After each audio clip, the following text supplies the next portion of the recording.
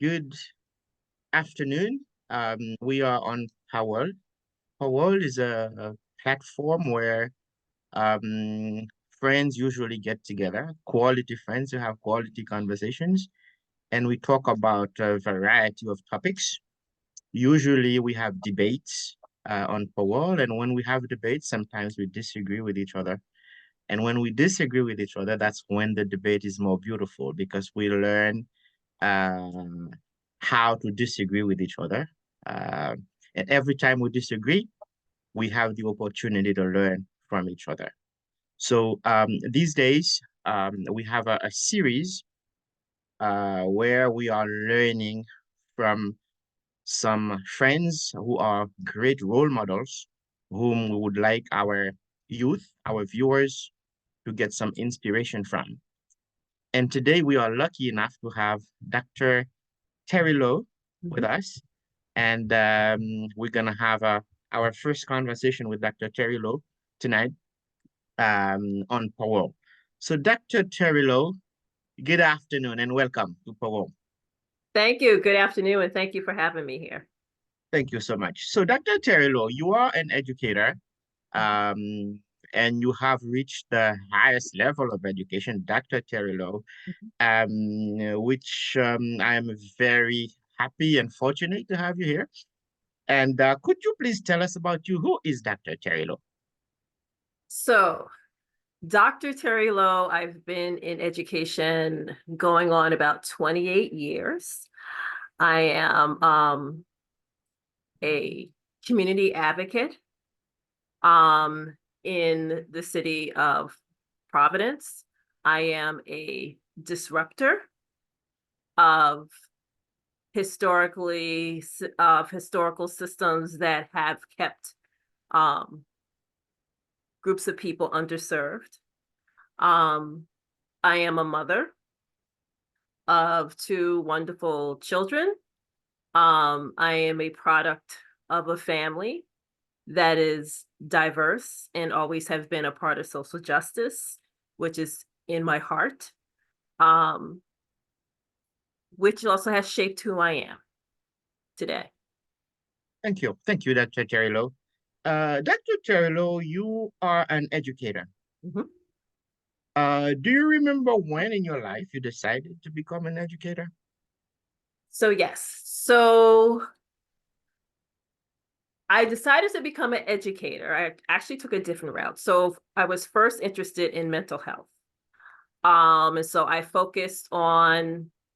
went to school for psychology, dual major psychology, biology, when I got my master's in clinical psychology, and started working in the city of Baltimore, Baltimore City schools, because I was told in graduate school nobody wanted to work in Baltimore City schools. So I went to Baltimore City schools, where I was a school psychologist for 7 years.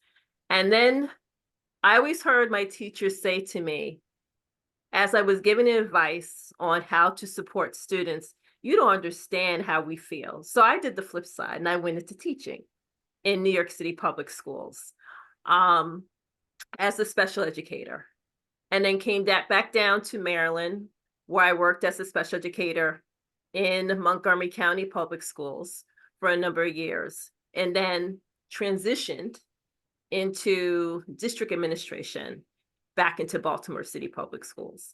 And now I work for Massachusetts statewide system of support. So it was a calling of listening to my teachers and trying to figure out what their perspective was around their experience, and also my need to understand the student experience, that I became a teacher. Yes. So a teacher, psychology, special educator, a disruptor, so many things under your belt, so many things in your suitcase that you could share with us. Can you tell us about that career of being an educator, a teacher, a special educator, and a disruptor? I really like that. What prompted you to become a disruptor? But before we get into this question, can you tell us a little bit about the whole career? So as I stated before, I was a school psychologist for 7 years, and then I was a special educator for about 7 years, and then became a district administrator. And so as I changed careers within education, I also sought a higher degree. So when I was a school psychologist, I had my master's in clinical psychology. When I became a special educator, I went back to school to get my certification in special education. And then when I became went for my certification for principal, and also went for my certification of superintendent in Baltimore City schools with that career paths. And so as I changed careers within education, I also always went back to school. And then also with that, I became a part of, I'm a New Leaders for New Schools alumni, part of their programs.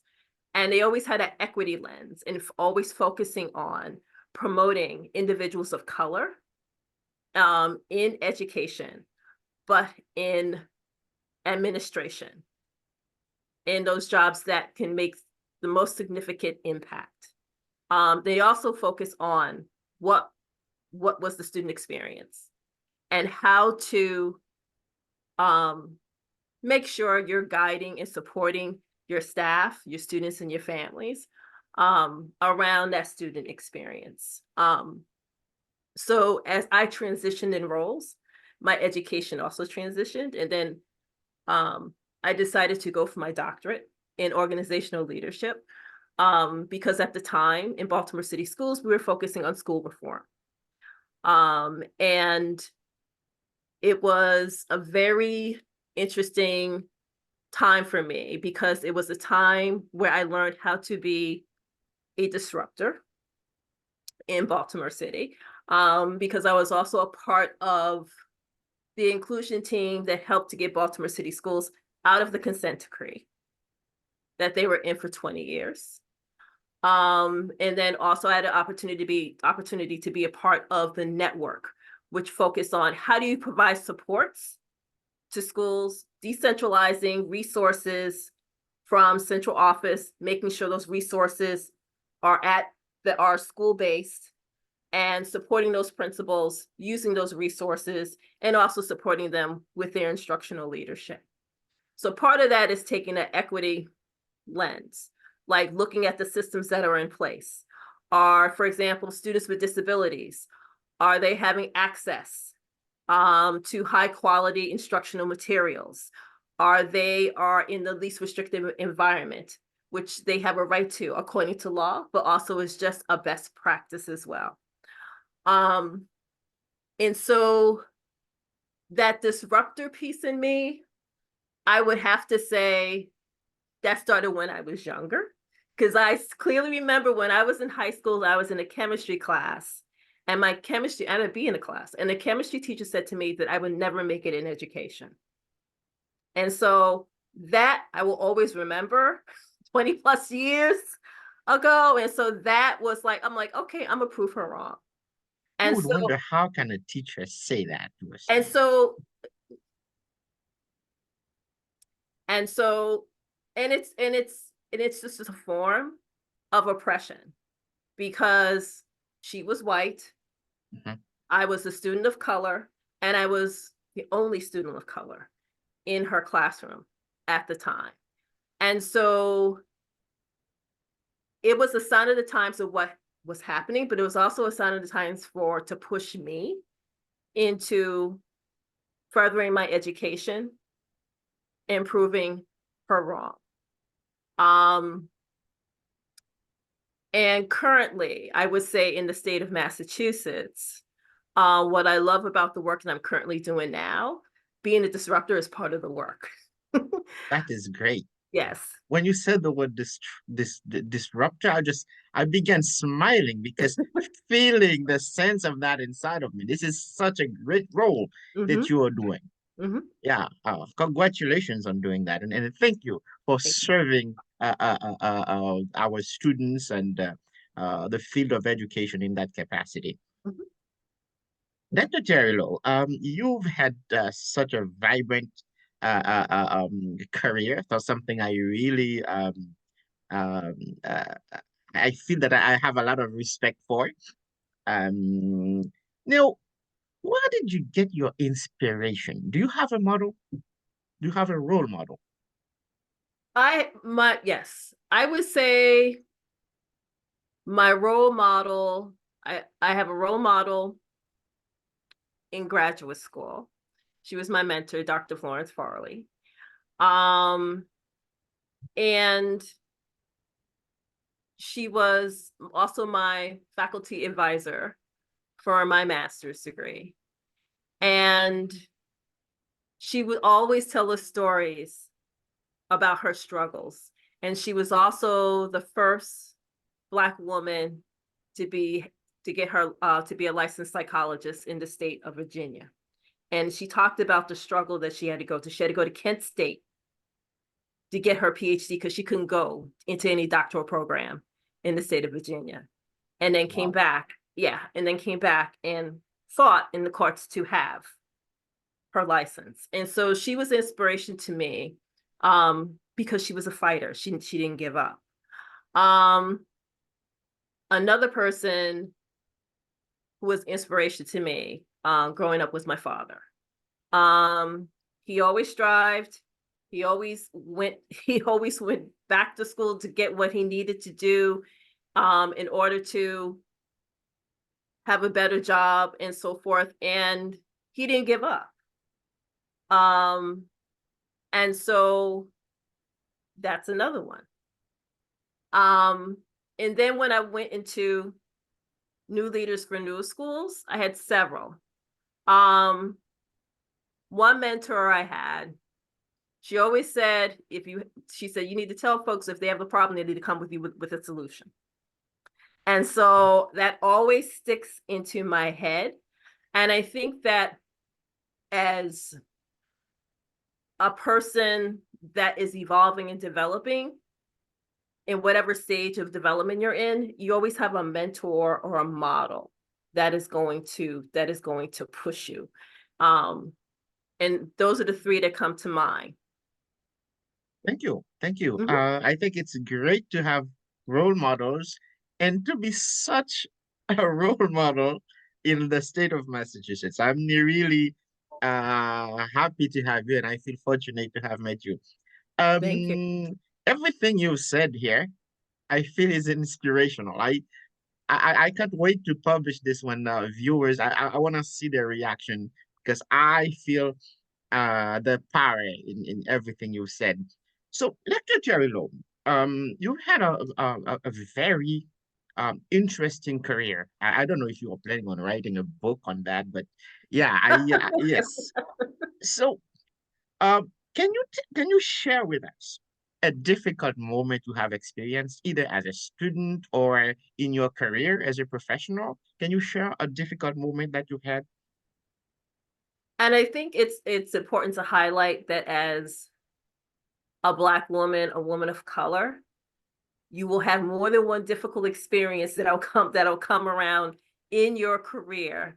Um, One difficult experience I still think about is when I was administrator and I had a supervisor who was white, and he told me that my role was to obey him. Oh, Um, and so that was significant to me because of the bluntness and the blatantness, and that also that the struggle is not over. The struggle continues in various forms, whether or not it's overt or undercover. And I say that because I want anyone who's listening to this, like when you are challenged with that racism and sexism in your face, the thing to do is not to bow down, but to step up to it and challenge it. Um, and that will help you to balance yourself as an individual, but it also will help to start breaking down the systems of oppression that people have been complicit in working in. Very good. Well said. And I think as people of color, we might face so many different hurdles. Especially as women, we might even have to face even more. And while talking to you right now, I'm a father of three girls, and Lori's 15. I think she should see this one sometime soon. Definitely, we should not just obey. And I really like the word disruptor. I love it. So, Dr. Jerilo, so from moments of difficulty, and of course, there have been moments of joy, satisfaction, glory, success. Mhm. Would you be able to share some of those with us? Maybe one or more? Sure.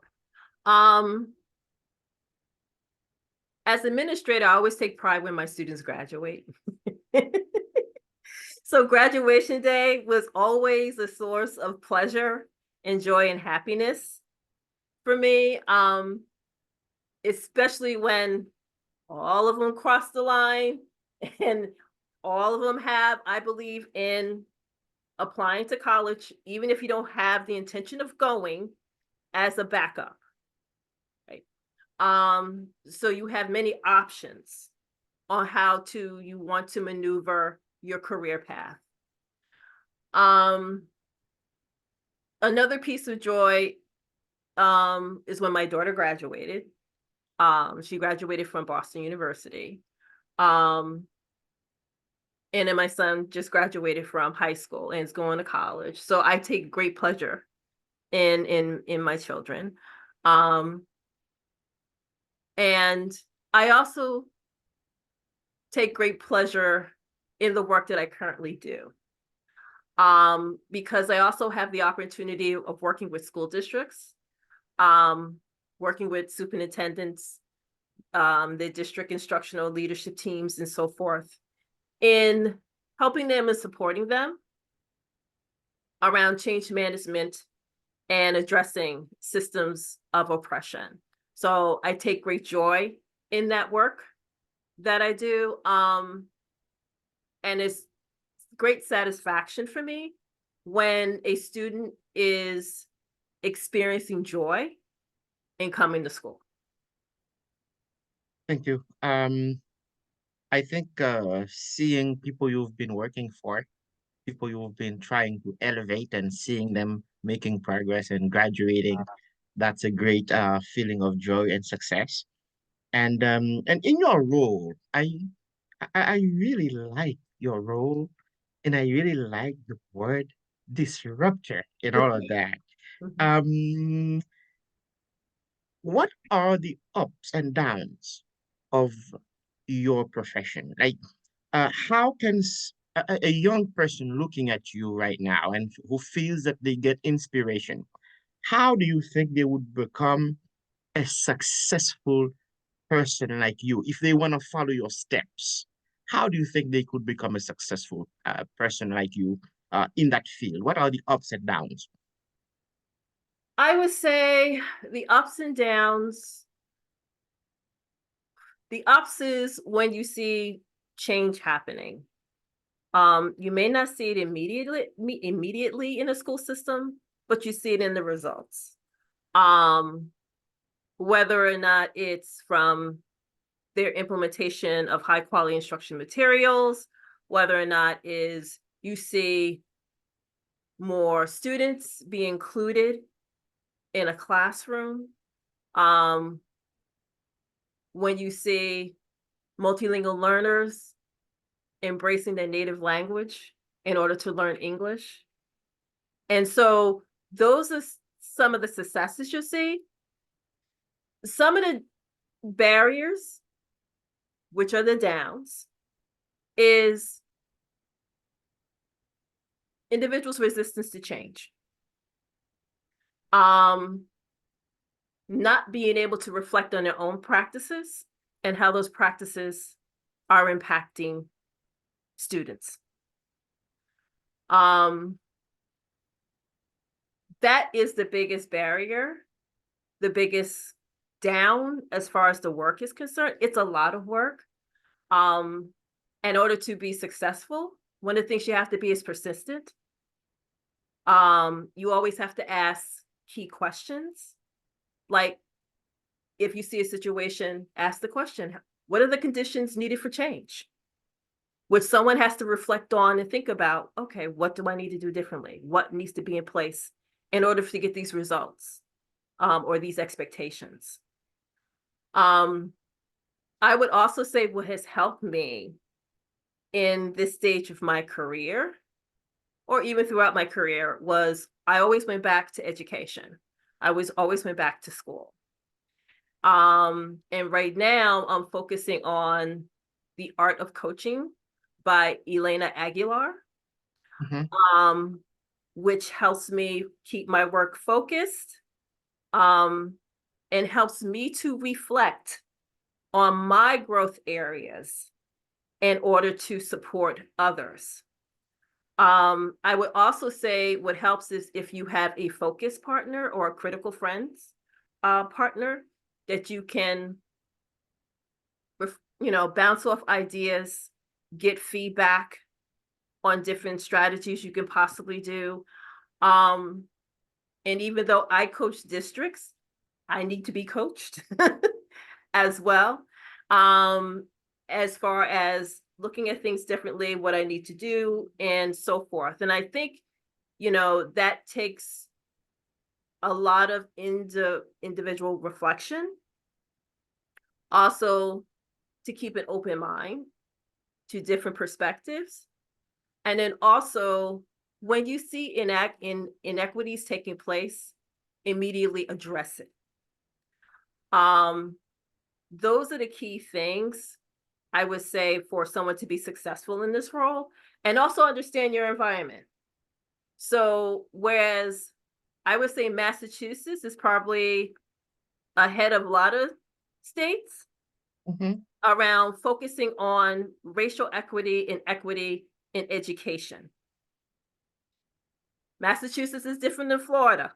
So Yes. that's what I said. Know your environment and the environment you're in.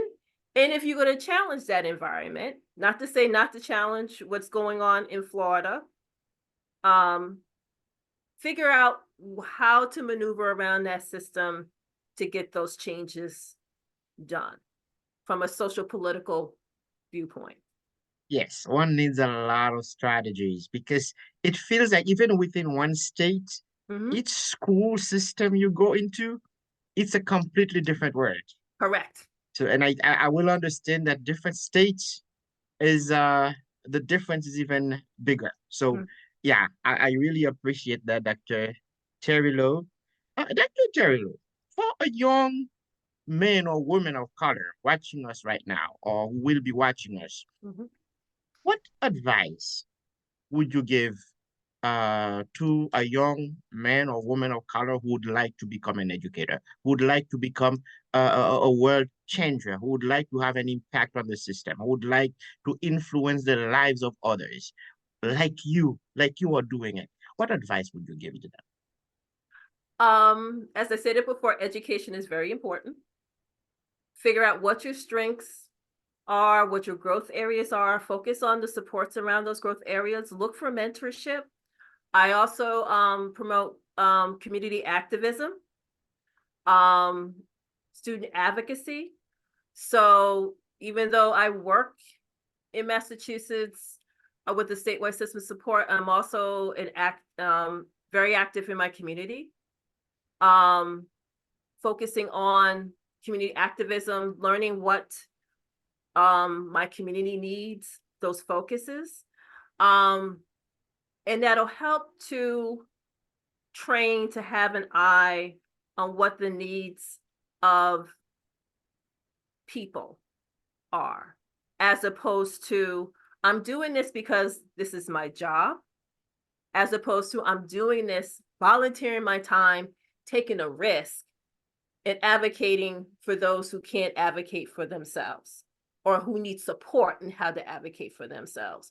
So that mentorship, being a community advocate, education, and always surround yourself with people that are different than you, to find out what different perspectives are, to have those conversations, um, to have those disagreements that we agree to disagree on different viewpoints, but always surround yourself with people that are different from you is also very important. Wonderful, wonderful. Thank you. I hope these will have an impact on somebody somewhere at some time. Another question, Dr. Taylor. Um, what do you think should be done for us educators? I mean, by us educators, um, to make this field, the field of education, in any capacity, appealing to the younger people? That's a good question. Um, because as a mother of the younger people, and I've had that discussion about going into education, I think we have to tap into them when they're younger. Because right now, most of our Generation Z is focused on computer science, math, technology, and so forth. And not the fields to go into, because there's an open wide field around it. Um, but also look into education. I believe our job, um, us folks in the field, have to learn how to open doors for the younger folks to come into the field. Because as you see, there are many initiatives about increasing educators of color, because when they come into these systems, they say, okay, yeah, we want you, but then again, they don't want you. And then they get pushed out to leave. So I feel that it is our job to make sure that they feel supported, safe in those environments, and to focus on making sure that states are focusing on anti-racism leadership practices, which include increasing the number of educators of color. And I think we have to tap into them young, because when you're having the conversations with individuals in college, you're like, nope, I'm not doing that. Okay. So for whatever reason, there's not a lot of individuals overall going into education. So we have to start young.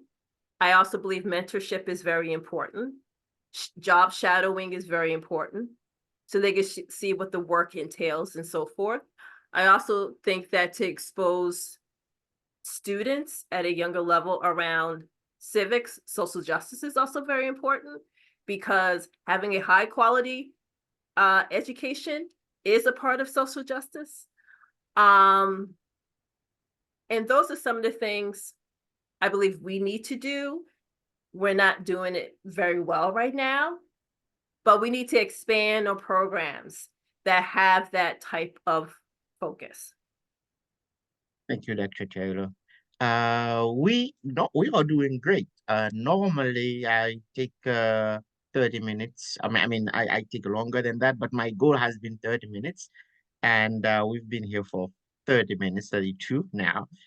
Mhm. Before we end this conversation, Dr. Taylor, how would you like to conclude this conversation with something you would love to say, but we didn't have the time to talk about it? I think for any young person looking to come into education, um, it is very important to know what your strengths are. And what I'm saying is, don't come into something thinking it's coming in, have an open mind. Don't come into a situation like, for example, you come to teach a kindergarten class, you expect them to all be little, sweet, nice, and sit still. Children were not made to sit still, and that's not a part of child development. But to come with an open mind and figure out what the needs of students are.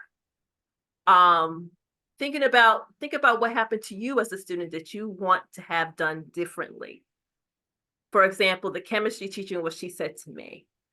And think about the experiences you have, um, have challenges, or you would like to see done differently for someone younger than you, and come in with that perspective and that drive. Because education, as I stated before, a high quality, good education is a part of social justice. It's a way of creating equity. It's a way of breaking down barriers. And one thing is that no one can ever take it away from you once you have it. And those are the type of things that I want to say, to always stay in someone's mind, that once you have that education, you have that dedication, you have that peace, no one can take that away from you, regardless of the color of your skin. And that is always a pathway of breaking down systems that have not properly served groups of people. Dr. Terilo, thank you so much for this conversation today. I hope I have the opportunity to meet with you again on this platform because you have so much to share with the younger people. And I think you would offer us the opportunity another time to talk to them. Thank you so much. And I hope we'll be in touch. Thank you. Thank you.